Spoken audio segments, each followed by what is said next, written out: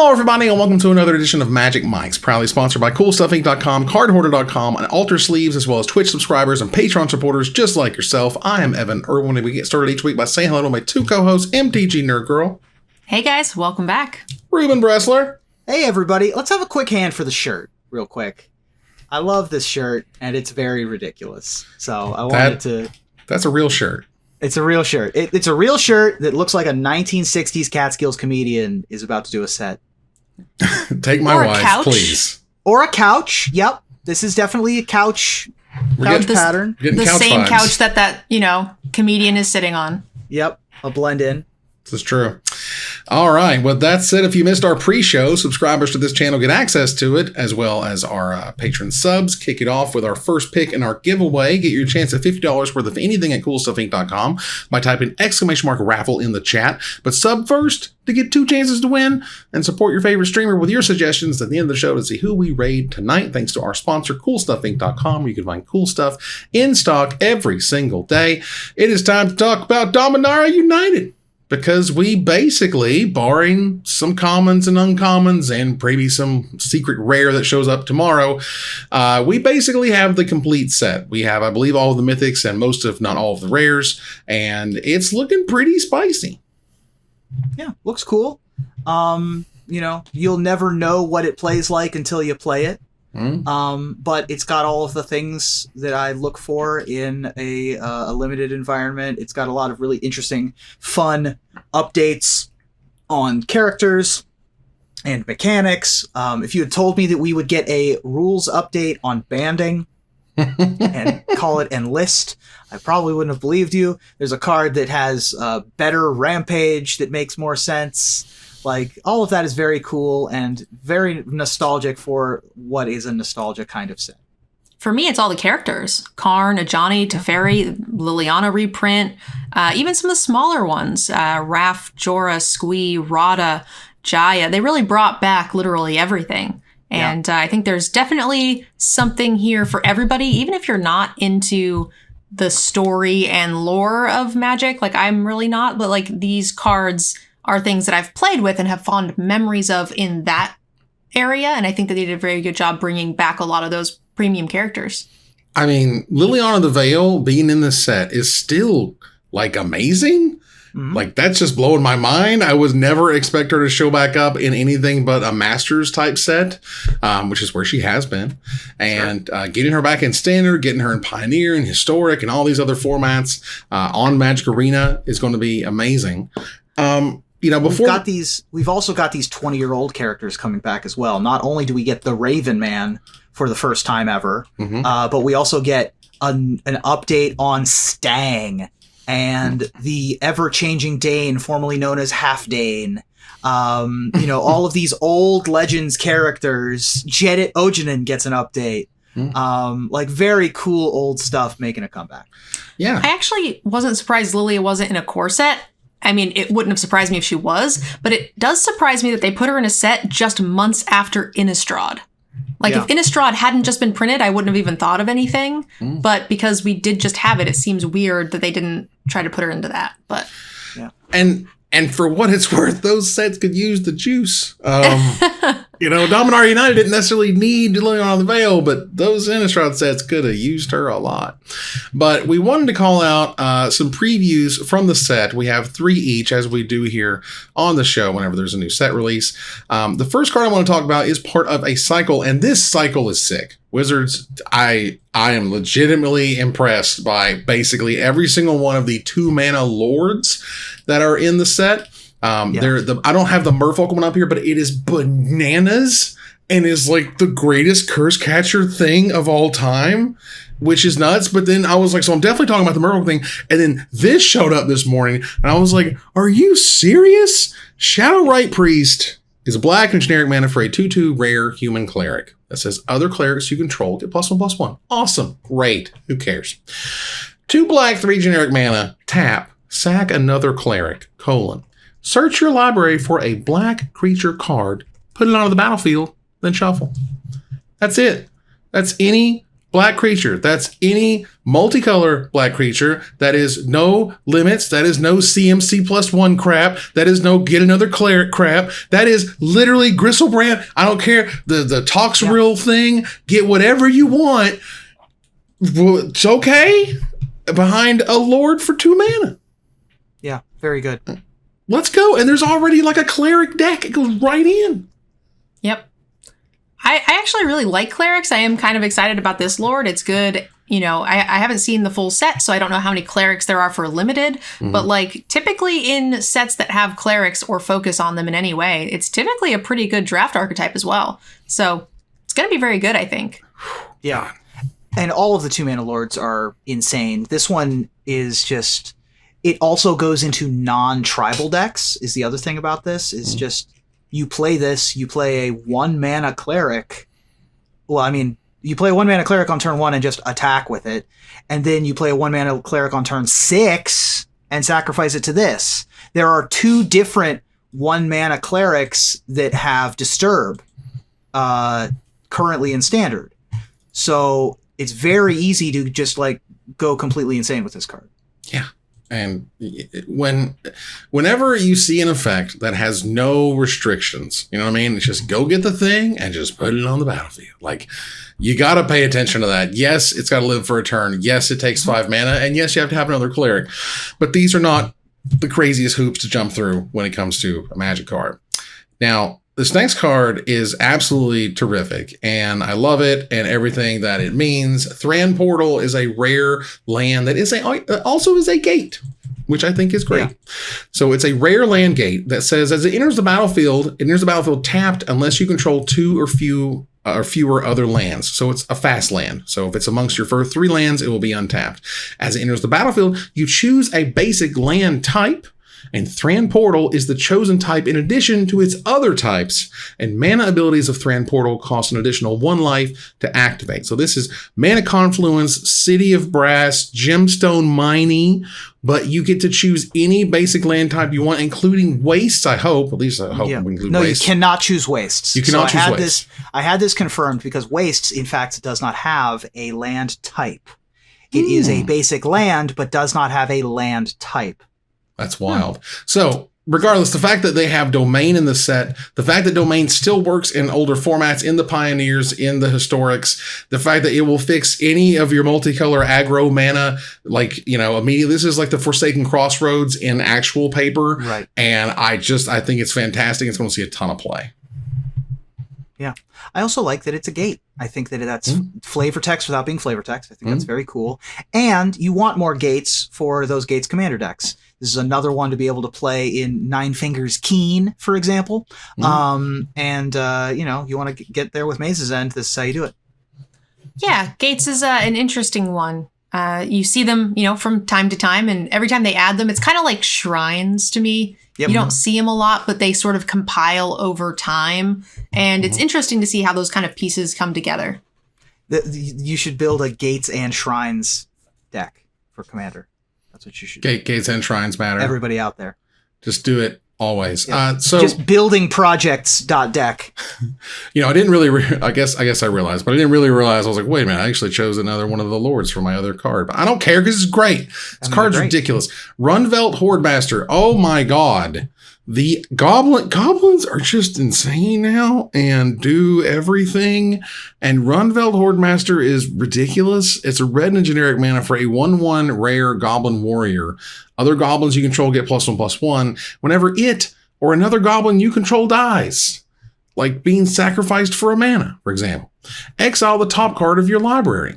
If it's a goblin creature card, you may cast that card until the end of your next turn. Not this turn. Not to the end of the turn, so you got to do something now. You got to figure out what you want to do. Oh, no. The goblin one just gives you till your whole name. Skirk Prospector to the moon, Monfrere. Yeah. Just go completely insane with this card. Advantage on advantage. Whew. Yeah. I like goblins. I also like goblins. I think we're all in agreement. I also like Legacy Goblins. I think that this card makes Legacy Goblins playable again. Yeah. This card is card advantage in addition to being a Lord in addition to being a combo piece. Because as you mentioned, there are ways to sacrifice your own goblins. Yeah. Skirk Prospector being one of them. Right. But also, people just play removal, right? So if they just kill this, it dies to Doomblade, but then you get a card off the top of your deck to Expressive Iteration for the rest of your next turn. Like, if you get, turn 1, turn 2, turn 3 goblins, and then you get Wrathed, you just light up the stage for 3 cards.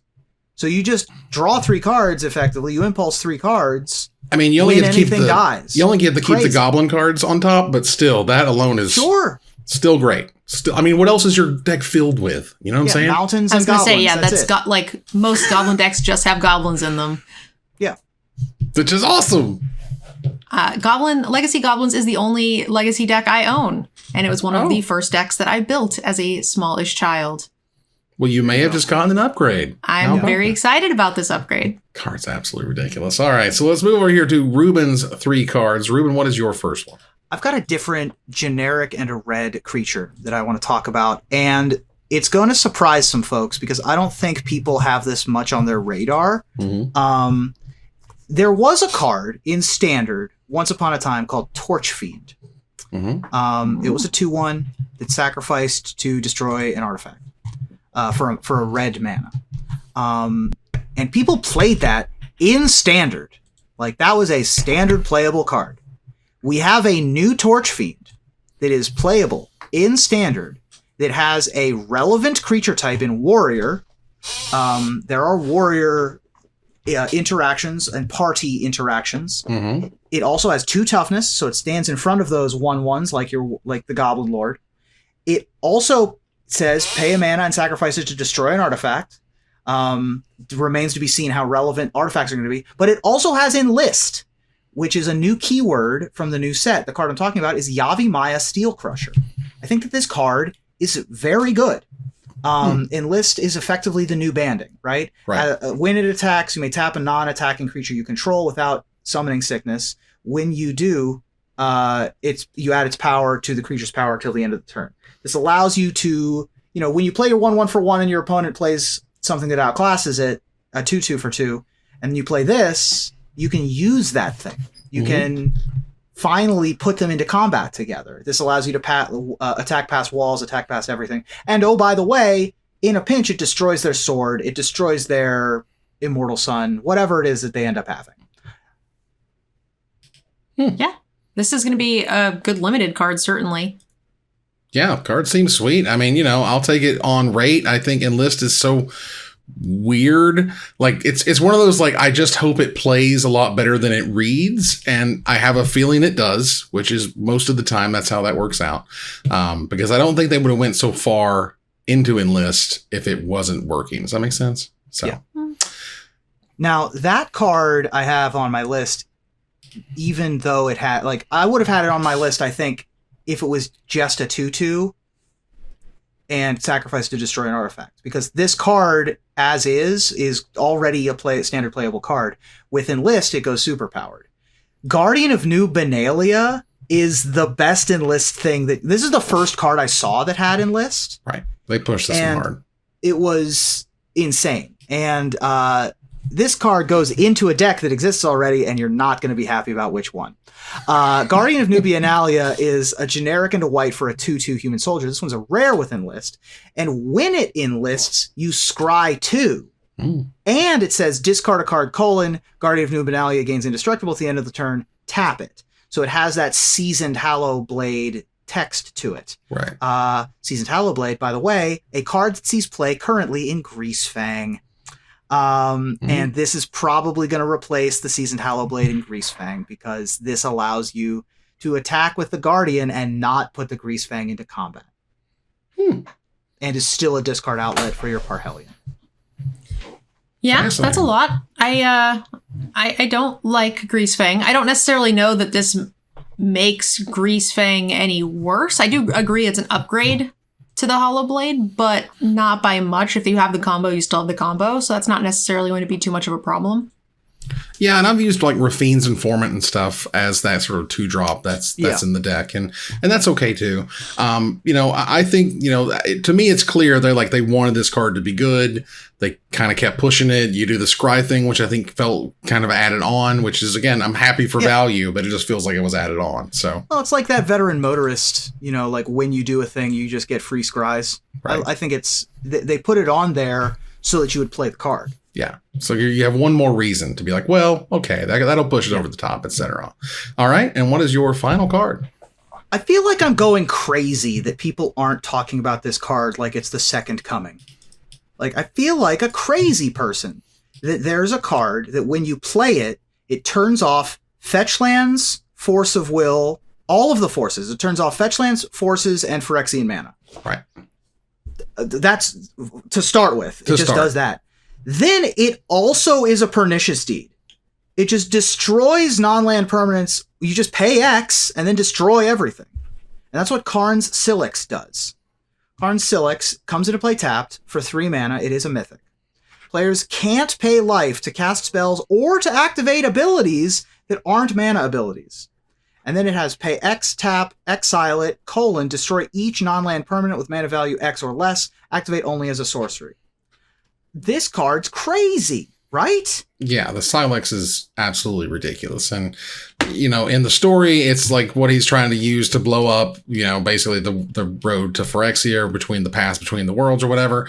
But the idea that literally every commander deck can now run this with no drawback, and the Karn the Great Creator now has a permanent. This will permanently forever be in the sideboard of every Karn the Great Creator deck, and it's only like $10 or $11 right now on pre-order. It will not stay there. This card to me reaches $40-$50. This reaches like doubling season. This is going to be one of the cards they put as mythic and master sets and stuff to get people excited, because that I don't give a damn. People are coming at me. They're like, it's just sorcery speed. I'm like, who cares? It goes in literally everything, while also just shutting down their fetch lands for value. It is certainly not as good as Deed. It's not. No, it's not Deed. But nothing is. But it's colorless. That's why. It's also colorless. That's why. Also, my dream is for this card to make mono black better in decks where Dark Ritual is seen play. Like turn 1 Dark Ritual Sylex in Legacy seems like a great play to me. That seems like a great play in Vintage. Like Ancient Tomb Chromox, like something along those lines. Mishra's Workshop, Sylex. Right, exactly. I mean, these are really good plays in those formats. What I imagine is going to happen is this goes in Tron, which I don't like as much. It will. So that's what I was thinking, was that this seems like a good card, but I'm not as high on it as Evan is, because I don't think it'll find as many homes as Evan seems to think. I'm okay to totally be wrong on this just because I don't know the formats as well as you guys. Mm-hmm. Like, I can see it being a good card in the sideboard for all the Karn decks, but still a one of. Versus like Doubling Season, I feel like there's a lot more of those decks. You want 4 of them. You know what I mean? Like they seem like they would be higher priced to me, just because this is more of like a one of in the sideboard type of deal more often than not. It does remain to be, this could be Void Mirror, right? Like this card could just look and read really good and it's just be nothing. Right. But it reads amazing. It reads really well. When you compare it to a card like Doubling Season, correct me if I'm wrong, don't like most decks that would use something like that need multiples, versus this is like a one of in the sideboard kind of thing for wishing? For Doubling Season specifically, that's a commander card. That's a commander card, yeah. That's not so much a constructed card. But as it pertains to other cards like this, like Engineered Explosives, yes, you would want 4 in your deck. Or Pernicious Deed is another example, of course, that's, you want 4 of them in your deck. Mm-hmm. This, maybe not. Yeah. Because it's legendary and it can get fetched by Karn. So. And I think that tends to keep the price down a bit. It does. We shall see. All right, Nerd Girl, what's your first card? All right. So the first card I'm going to talk about, I mean, I just thought it was really cool. I don't know that it seems like it might be a little too unprotected and not super impactful the turn it comes down to actually be great and constructed. I don't know. I want your guys' opinions. So we're going to talk about Sheoldred the Apocalypse. Ooh. 2 generic mana, black for Phyrexian Praetor. It is a 4/5 with Death Touch. It says whenever you draw a card, you gain 2 life. Whenever your opponent draws a card, they lose 2 life. I mean, this is just a slam dunk, home run, whatever in limited, and it seems cool. I like the double-edged sword there is really neat. I guess it's not double-edged, it's just 2 edges on them, which is great. And it's got like a great stat line. Is this going to be constructed playable? Yes. Maybe. I think that very similar to Thoughtseize dropping my financial balls, as it were. Brad Nelson had a, commander ball drop moment when he realized, I think, that this card is bananas in Commander. Sure. Like, this is what you want to do in decks that make people draw cards, makes everyone draw cards. Great. I'm gaining life. You're losing 2 life per card per every opponent at the table. Okay, well, I mean, a lot more things are playable in Commander than normal. My bigger conversation was Standard. Standard? I think that level 0 of Standard starts with turn 1 Duress, turn 2 the Raven Man, turn 3 Liliana, turn 4 Sheoldred. I guess it makes a lot more sense that this would be standard playable now because we are going right, it's just post-rotation. So the bar is much, much lower. Maybe this wouldn't see play at the end of a rotation, but... I'm really high on the Defiler. It's a 4/5 for 4, y'all. That's what I thought. But a couple of standard people told me no. Well, it's a good rate, but look, the Defiler has Menace and gives other creatures Menace. Sure. That's the one I'm actually very excited about to run out on turn 4. And then you pay 2 life and play a Shambling Corpse or whatever and say go. I think that would be sweet. But again, the thing is sick on rate. I don't think there's any argument there. I think it's a great rate. I just think... Is it good enough? I don't know. How is there a world where a 4/5 Death Touch that gains you life whenever you draw and loses your opponent's life whenever they draw, which happen every turn, whether anyone likes it or not, how are we even having a discussion?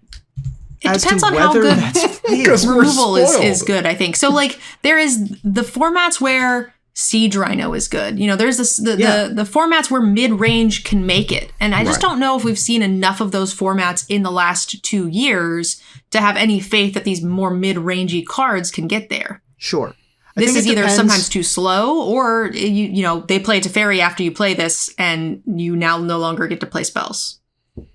Sure. And this could be a control finisher, for example. Yeah, and I think that if you back it up with the Raven Man and Liliana... Like you already have your foot on the gas. There's no like worry that this is the end all be all. We hope our Sheoldred survives so that we can win. Like if you're playing this with either one of those cards, much less both, a 4/5 Death Touch for 4 on turn 4, you're either going way into the lead, or you're at least stabilizing with, something with ridiculous stats. And I think... And also... Sorry. No, girl?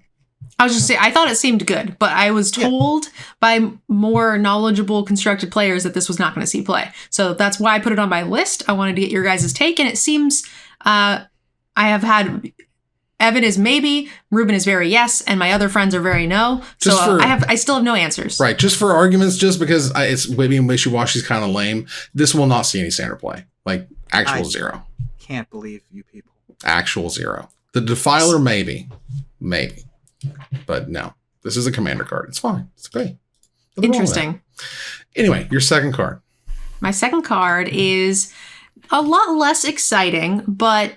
I just thought it kind of did what I want my cards to do. And this is the kind of rare that I don't mind seeing in Limited because they don't end the games. They make things smoother and they give you sort of like, early game fixing and can still be good draws late. And that's what I really like in a card. And I felt like it had really good overall well-rounded set design. And we're going to talk about the Llanowar Loamspeaker. 2 mana, colorless, and a green for an elf druid. It has tap, add a mana of any color, tap, target land you control becomes a 3/3 elemental creature with haste until end of turn, and it's still a land, activate as a sorcery, and it's a 1/3. So, I mean, a pretty great rate. 1/3 for 2, that's a mana dork that can create bodies, that can do all sorts of cool stuff. I think it's a pretty great card. Yeah, card's really good. Yeah. I think it's sweet when you get like basically the 2 mana 1/3 taps to add mana, which we've seen in a variety of sets, I think, at this point in a variety of different ways. But this one's like, oh yeah, there's a lot of utility here, and it's going to be sweet and give your opponent something to be concerned about, particularly in limited. It's going to be a fantastic card. Yeah. Yeah. Yeah, and also it maintains its usability. A lot of the times these types of cards are bad when you top deck them. This one's like still okay. Yeah. And multiples are cool too. So yeah, like that's a good thing. All right. And also it seems funny to me that like 3/3 has become like the new standard for land-sized creatures. Mm-hmm. Right? Like ever since Nissa, it's like 3/3 is kind of what it is now. And a lot of things make things into 3/3 lands. Yep. It's kind of neat. All right. And what was your last one? My last one is a returning character from the last Dominaria that I really liked. One of my favorite archetypes was like the white-green tokens, and Shanna was a really cool card that I really enjoyed drafting a lot. But this time she's got an extra color on her. So Shanna the Purifying Blade for green, white, blue is a legendary human warrior with lifelink. It says, at the beginning of your end step, you may pay X life. If you do, draw X cards. X can't be greater than the amount of life you gained this turn. It's a 3/3. So it's a 3/3 for 3. A little hard to cast, but it has lifelink on its own, so it can trigger its own ability. But life gain decks tend to be one of my favorite formats, or to draft in any, one of my favorite archetypes to draft in any format, as is creature heavy decks. So this one kind of does it all for me, and I really like it. Note that you pay X generic mana, not X life. But beyond that, sorry, I might have misspoke. It's fine. It's still a really cool card. I think my concern with this one is the, I guess if you play it on turn 3, right, on the play, right, and you untap, and are you able to attack with it? If you're not able to attack with it, do you run cards that gain life to kind of work around it? Right. Like how much is this a thing that you can do reliably in a constructed format? Yeah, I mean, this card is going to have a tough time in constructed. Its best friend, however, is Tail Swipe, which got previewed, which is a instant speed fight card that puts a +1/+1 counter on it if it's a legendary creature. So we love that. We love Tail Swiping with Shanna. Yeah. Is D&D rotating out? D&D, yeah, ZNR, yeah, D&D and Kaladesh, or not Kaladesh, Kaldheim. I was thinking Innkeeper, because that's already kind of seeing some play anyway, but like this just means you could draw a card at the end of every turn, basically, for 1 mana. And that's pretty sweet. That'd be pretty good. That would be nice. There are a couple of Innkeeper, Soul Warden cards in the standard still, so those could play alongside this. 3/3 lifelink for 3. This thing's going to rule the roost in limited, obviously. Going to be fine in Commander. I mean, it's probably better on like turn 8 than it even is on turn 3. Gallagreeters. That's a good one. I like that. That is a nice So that's the sort of new equivalent. I don't think Gallagreeters, I mean, it doesn't give you like the treasure and stuff, which was helpful to cast these 3-color cards, I think. Right. So I don't like it quite as much, but I think that will be a good deck for me to try to play. But it can't give you a tapped treasure token. Right, but you don't get to draw But you don't get the life. Right. You could gain 2 life or get a treasure. It's just that Prosperous Innkeeper did both, which meant you could draw a card the turn you played her. Yeah. So, Gallagreeters, good card with this card, but not as good as Prosperous Innkeeper. Darn. Dang it. That's okay. As we move out of the first pick to gather the townsfolk, thanks to our sponsor, CardHoarder.com, offering the best inventory prices and delivery of cards for Magic Online. This week, my goodness, TCGplayer bought Channel Fireball weeks and weeks ago. Not even that long ago, like a month into something, 5 weeks.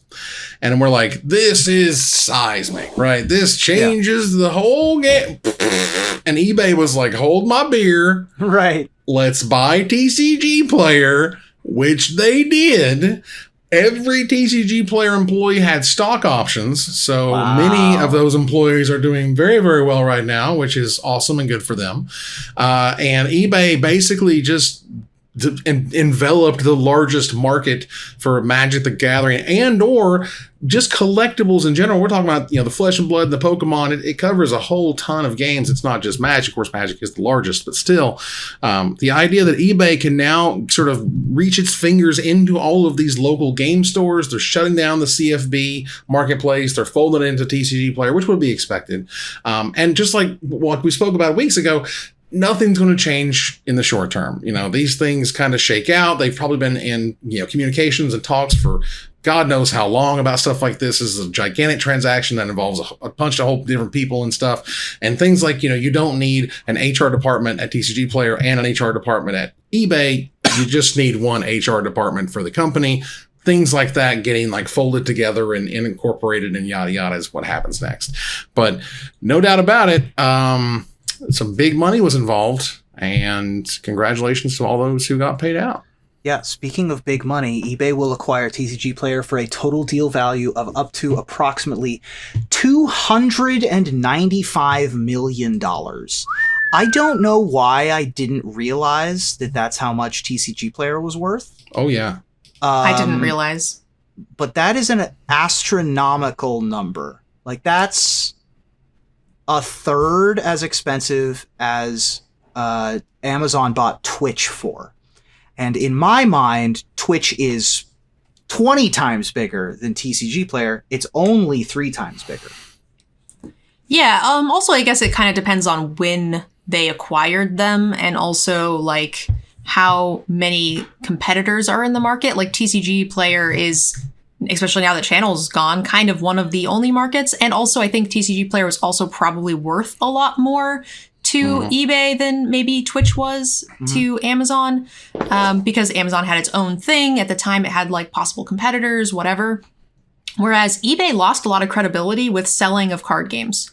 I remember I was selling on both TCGplayer and eBay at one point, and eBay made like these really weird rules in place where people could return cards up to 1 year at one point. That. Yeah. Which was a really bad thing, because then your cards would rotate out and then they would get a full refund once they were no longer available, and they could contest it and there was nothing you could do about it. So eBay lost a lot of credibility in that market. And I think by now acquiring TCGplayer, they have now opened up that market that they closed themselves off of, and TCGplayer can handle all of the stuff that eBay doesn't want to deal with when it comes to return policies and stuff. Yeah. Yeah, and eBay realized that money was going to collectibles, and people were putting their money in collectibles versus, other things like art or real estate or whatever. And collectibles were exploding during the pandemic. Like, we saw growth and gigantic sales like we haven't seen before, which is also incredible for a variety of reasons that we talked about. But the fact that TCGplayer can sort of give its credence to eBay, and now eBay has all that cred running, basically with TCGplayer. They've also been very active in having cards graded and actively graded and looked at and verified, and having that being part of the process of selling a very expensive collectible item. So all around, this seems like a good strategic move. Oh, yeah. For sure. It's a great strategic move. I'm not sure how good it is for the consumer. I think the word credibility was the thing I was missing, and why I think this sold for as much as it is. I think they are paying the extra dime for the credibility.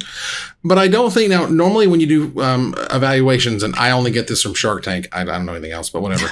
And Shark Tank, they often say a company's value is 5 times its revenue. So if they were making $60 million a year, and this is revenue, this isn't profit, but this is revenue, and it was valued at $300 million, and they got $3 million worth of value, I could definitely see that. And be able to do $60 million. I mean, you can say, like, how much business was TCGplayer doing? Like, look at Hasbro's recent financials when Wizards decided to sell their own singles. Yeah. Imagine the marketplace, right? So, like, it's I'm bananas. not saying that it's wrong. Sure. I'm just saying my brain had a little bit of a aneurysm when I read the number. Right. It broke just a little bit. It's a lot of money.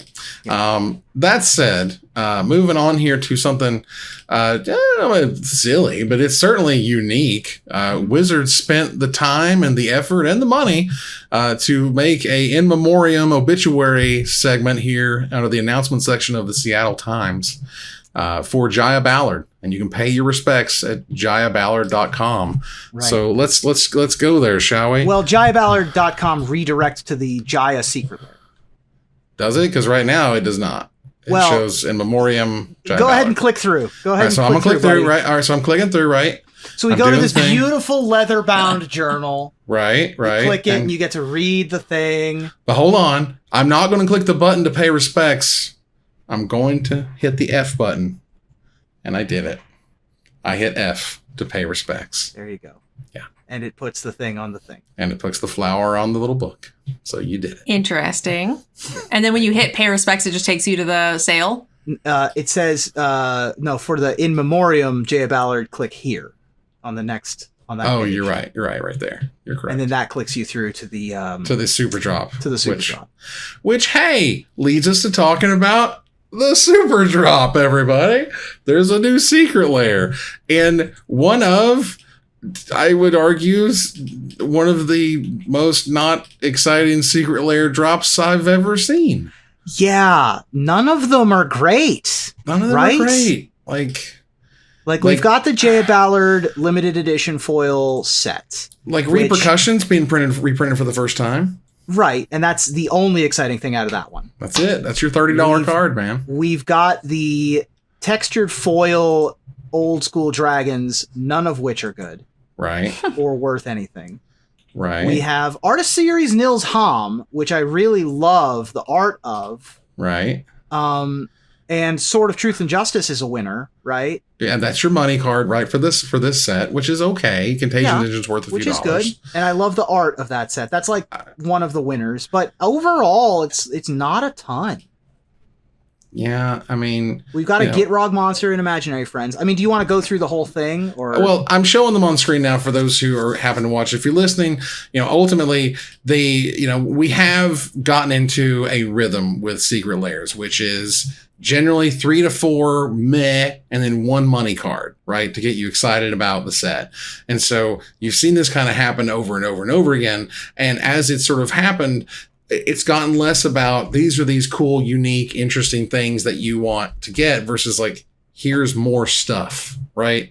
And it feels like we're getting to the here's more stuff part, and they're losing a lot of this luster that I think they had for a long time, But nowadays, you look at them and you're like, well, there's Lord of the Undead.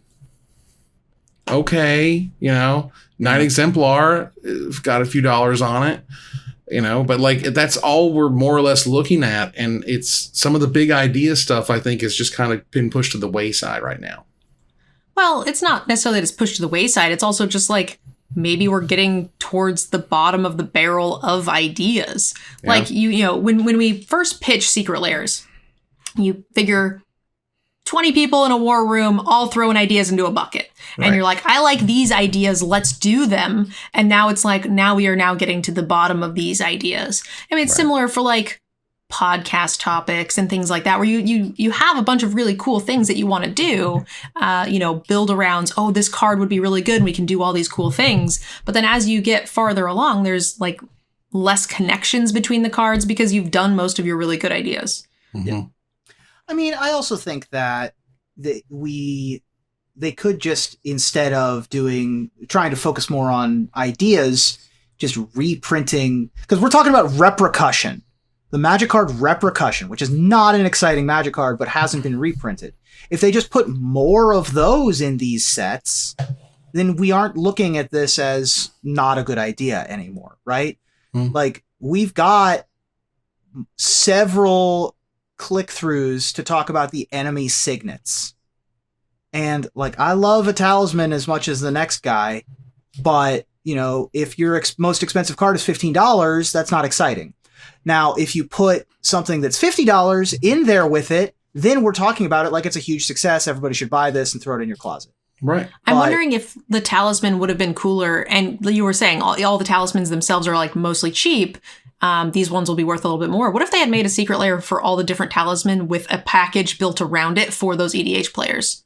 I think that'd be pretty sweet. So like the talisman and then like an on-color commander and then a bunch of like Assassin's Trophy type cards that would go along with those talisman colors. I love that. That would have been sweet. Like secret lair Golgari start your commander deck. That's like the Golgari Talisman, the Golgari Signet, Assassin's Trophy, Abrupt Overgrown Decay, Tomb or something. Overgrown Tomb, Gitrog Monster, right? Like that's your package. I love that idea. Just 6 cards or 5 cards even. And then you would have people who could buy the one thing that they really like that goes with the commander they already have, or one with a commander that they, their next commander that they want to build. And then also, you're going to make a ton of freaking sales because there's going to be everybody who wants one of every signet, right? Like, you know what I mean? It's going to have like sort of a theme to go across the things as well. Yeah. I think that's a neat idea. As it is, I don't know who this is for. Because if you're putting a talisman or a signet in a deck, you have one deck, right? If you're buying these, you have several decks, right? Which I guess is who you're selling to, but that's a much smaller audience. I don't know. I am getting kind of confused by why the cards that are put in these. Well, I think a lot of these times people get the card that they want for their deck and then sell the rest, right? Like there's a reason why a lot of these are pieced out. And oftentimes most of the cards are just worth more individually than they are together. I used to do that with the Comic-Con Planeswalker boxes where I would farm them. I would get like 10 to 30 Comic-Con Planeswalker boxes back in the day from day one when they first started, when they were like all blacked out and stuff. And yeah, they were just worth more. Like the Jace alone was, 90% of if you sold the box as a whole. Right. But like, who's going to buy the Jaya's Immolating Inferno? You know what I mean? Like, and it'll be around for $2 or $3, right? Which is like 3 or 4 times its existing price. But that, and that's just kind of where this kind of niche stuff falls into. And I think, at some point, it just feels like there's so much sort of disconnect, and there's that astrology thing happening in the background, and then there was that Magic 30 thing festival sold out like instantly, and the talismans will probably worth a decent chunk of change. They're super playable in all of these casual formats. Every single one of them is at least $3. Some of them are more than 10. I think a couple of them are some of the allied ones. That like the blue-white one that hasn't gotten reprinted or something. The blue-white one is probably $10, $15. Sure. I bet the blue-black one is also $10, $15. But, these are not Crater Hoofs. Mm-hmm. It's true. So move on here to our Desperate Ravings. Check out our altar sleeve. Support the show and by using the code MAGICMICS at checkout for 5% off anything in the store, including a set of exclusive sleeves featuring the Magic Mics crew at altersleeves.com/magicmics. Check out that URL on the screen if you're watching. A little bit for this week we have here is that something's going on with March of the Machine Aftermath. This is the set that's not a set. Will be standard legal, but it will be on tabletop and digital. Will be new cards. Has nothing to compare it to. What is going on there? What does that mean? I don't understand if it's not a set. This to me sounds like, you remember, well, I mean, back in the day, we drafted, sets forward, we drafted them backwards.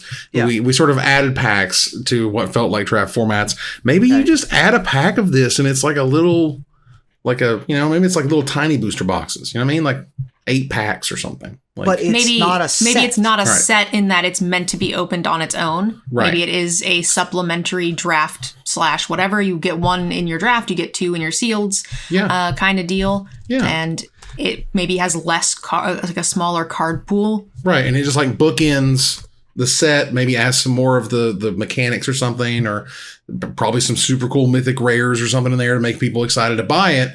But it's this weird, it's an aftermath, it's an epilogue.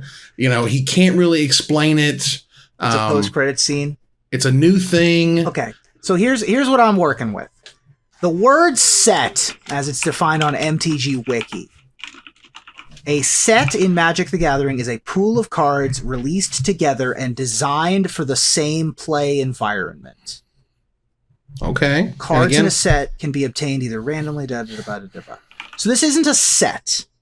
So it is not a pool of cards released together and designed for the same play environment. Well, and I wouldn't say it was Jumpstart, because I think they would say it was Jumpstart if it was not. Right. Like they would. So I think it's pretty safe to say that it's going to be a pool of cards. Yeah. I think it's pretty safe to say that they are going to be released publicly, but together and designed for the same play environment. could be what they're playing with here. I'm trying to figure out what mechanically would make this not a set. It's So is booster it packs they found in a pre-cons? warehouse.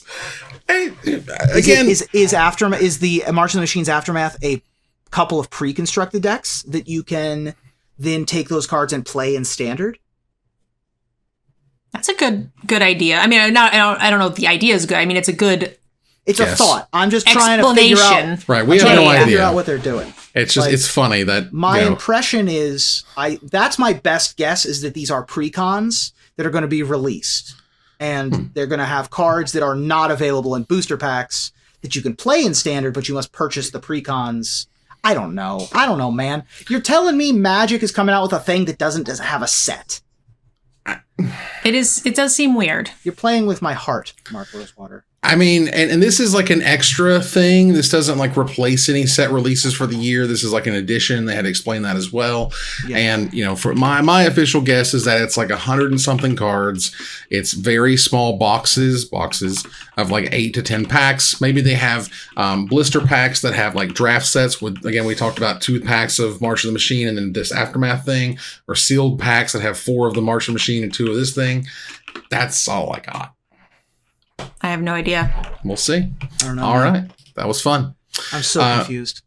Same. I mean, it's Wizards. They love doing weird new stuff. And for what it's worth, because we've been down this road so many times, they are going to juice the hell out of it. Oh, of and course. if it is limited in any way, make sure you get some sooner Listen. than later. This thing is going to be great. I have no doubts that whatever it is, They're is going to gonna make it be- succeed.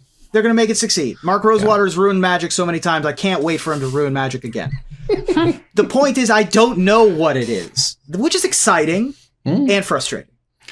You know, it's funny. So Granada and the chat say that they're tired of WotC nonsense. Man, I was tired of WotC nonsense in 2007. That's right. I was tired of WotC nonsense when 6th edition rules came out. Like we've just been riding this wave of WotC nonsense for so long. You know, it's like asking a fish, you know, what does water feel like? And they're like, Yeah. what's water? Like, oh, what? Right. Let's turn the corner here to the finisher. R.I.P. to a real one. A in memoriam post to the fictional heroine Jaya Ballard ran in the very much real newspaper, the Seattle Times, this week. A clever jape, how you say that? Good gentlefolk. So as Magic ages, give me Magic's next legendary obituary, Reuben. We are solemn and sad to announce the passing of everyone's favorite Vanilla 9-3, Yargle. A beloved member of the community, they leave behind hundreds of tadpoles and grand tadpoles to carry on their prestigious Legacargle. Nerd girl. I like Yargle. Me too. Well, we liked Yargle. We liked Yargle. Well, El Hammerit, the Sphinx who taught Jace Belleran all about mind sculpting, has passed. He was 5,200 years old, and he will be remembered by those he allowed to keep their memories. It's important. He's got to let you have that. Mm-hmm. Well, in loving memory, we recall the badass gingerbread cookie couple from the Eldraine preview video. In lieu of flowers, please send flour. Services will be held this Sunday at 3:50 for about 10 minutes or until crispy. Oh, and that This ends. is a baking joke. It was a good bacon joke. I think that's got to be my favorite of all of your jokes so far. That one. Like I'll take it. that one, for some reason, touches me. Oh, okay. 10 minutes or until crispy. I love it. And that ends another live episode of Magic Mics. Thanks for joining us here to discuss all things Magic. Thank you, Nerd Girl. Thanks for having me, guys. Thank you, Reuben. Good night. See you next week. That's right. We're going to move on here to our final slide. I want to thank our sponsor, CoolStuffInc.com, our co-sponsors, CardHoarder.com, and Alter Sleeves, my co-hosts, MTG Nerd Girl and Reuben Bressler. You guys for watching or listening. I hope you support us at Patreon.com/MagicMics. Please follow, like, tweet, favorite, share, subscribe to everything social that tells people we exist. Catch us online on our Discord, twitch.tv at Magic Mics, on Twitter at Magic Mics Cast, our Magic Mics subreddit, and like the Magic Mics page on Facebook. Or join us here next week, same time, same place, for another episode of Magic Mics. Good night, everybody.